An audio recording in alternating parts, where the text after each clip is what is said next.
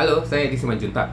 Saya adalah ahli dan dokter pengobatan homeopati. Kalau di Indonesia homeopati itu masih dianggap alternatif, tapi di luar negeri seperti di Eropa, India, dan banyak negara-negara mantan jajahan Inggris, Commonwealth Nations, itu homeopati itu udah menjadi sebuah pengobatan umum boleh dikatakan.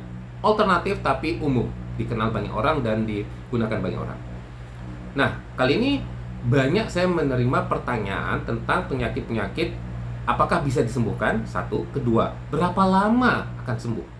Nah, dua ini emang sulit dijawab. Pertama, apakah bisa disembuhkan? Di video saya yang lain, saya menjelaskan sebenarnya intinya semua penyakit itu bisa disembuhkan. Karena apa? Badan kita mempunyai kemampuan untuk menyembuhkan penyakit sendiri sebenarnya, namanya self-healing. Cuman karena banyak faktor, pola hidup, bawaan, dan banyak hal lagi, sulit badan kita untuk memulihkan dirinya dan ketika terkena penyakit tersebut, apalagi penyakit kronis seperti diabetes, darah tinggi, dan lain-lain. Nah, kedua, seberapa cepat? Ini satu lagi yang tidak bisa dijawab dengan pasti. Pertama, ada pertamanya lagi. Medis sendiri, contoh ya, saya kasih contoh diabetes. Medis sendiri tidak mempunyai solusi untuk penyembuhan total. Mereka hanya bisa memberikan obat-obat yang mengendalikan kadar gulanya. Karena apa? Karena ini adalah sistem tubuh badannya yang rusak boleh dikatakan, atau error. Ya, diabetes itu adalah penyakit kronis yang dianggap ada metabolismenya yang salah, ya. Jadi metabolic syndrome gitulah boleh dikatakan. Nah, jadi apakah ada obat yang bisa memperbaiki fungsi tubuh badan yang bisa mengendalikan gula darahnya ini? Nah, saat ini secara medis tidak ada, tapi badan kita mempunyai kemampuan itu. Nah, seberapa cepat badan kita bisa di-trigger, dipicu, atau diprogram, atau diperbaiki untuk menyembuhkan diabetesnya. Nah, dengan pengalaman saya sejak 2003, pasien-pasien yang rutin, konsisten, disiplin, dan tidak menyerah, itu semuanya boleh dikatakan hampir 100% gula darahnya terkendali dengan baik, malah sembuh total.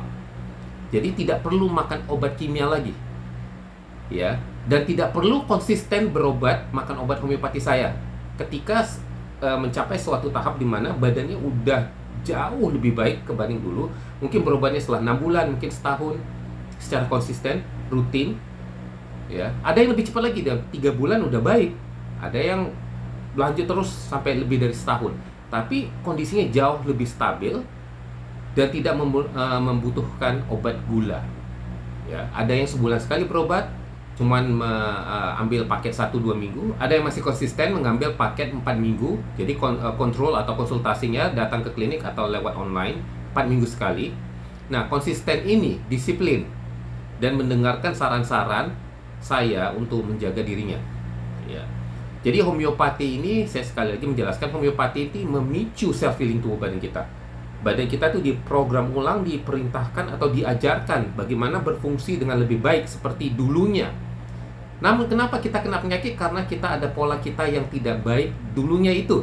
Contoh, kalau kita suka yang manis, makan nasi melulu setiap hari, sehari 3 kali, 4 kali, berat badan kita tidak terkendali, kita overweight, akhirnya ada namanya toleransi insulin, ya, di dalam tubuh badan kita. Ini tipe 2, dimana lebih banyak insulin dibutuhkan untuk mengendalikan gula darah dan untuk penyerapan gula ke dalam sel-sel tubuh badan kita. Nah, untuk memperbaiki ini tidak mudah.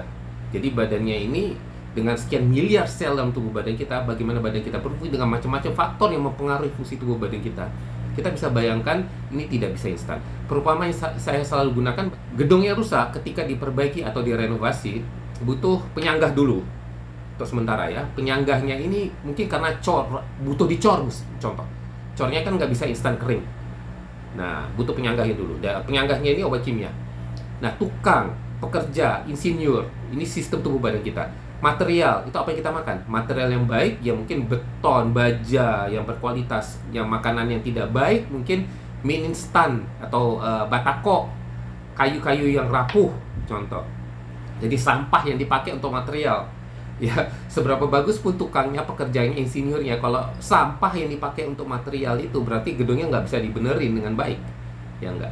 Nah, kita bisa bayangkan kalau diabetes itu boleh dikatakan ada fondasinya yang rusak. Fondasinya ini perlu diperbaiki. Ya, gedungnya udah berdiri tapi fondasinya rusak. Bayangkan seberapa lama itu dibutuhkan waktu untuk memperbaikinya gitu. Jadi nggak bisa cepet, nggak bisa instan.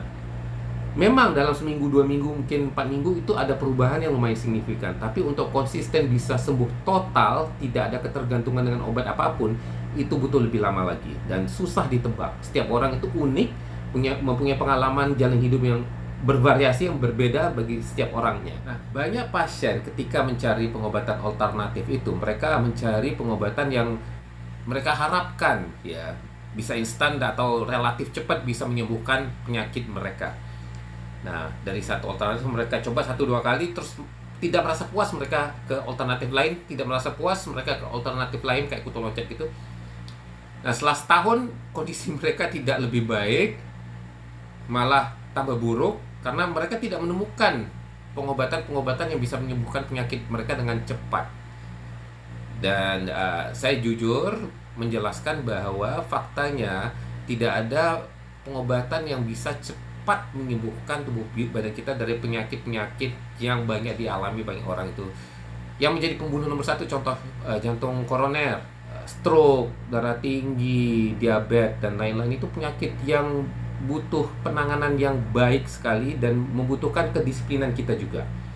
Jadi ketika kita berharap dengan sebuah sejenis pengobatan, mau itu alternatif apapun itu, doa, gaya hidup, perubahan gaya hidup juga itu kan tidak mudah ya, dan butuh disiplin dan konsistensi, dan butuh makan waktu yang amat lama sekali jika pun bisa ya. Mereka yang tidak sabar maka tidak mendapat solusi, malah tidak sembuh, akhirnya balik lagi ke rumah sakit dan ujung-ujungnya terpaksa menggunakan obat-obat kimia, dan ketergantungan mereka terhadap obat itu semakin berat. Bahkan banyak pula yang gagal ginjal, livernya rusak karena menggunakan jamu-jamu atau obat-obat yang tidak jelas ya, dengan harapan mereka sembuh cepat.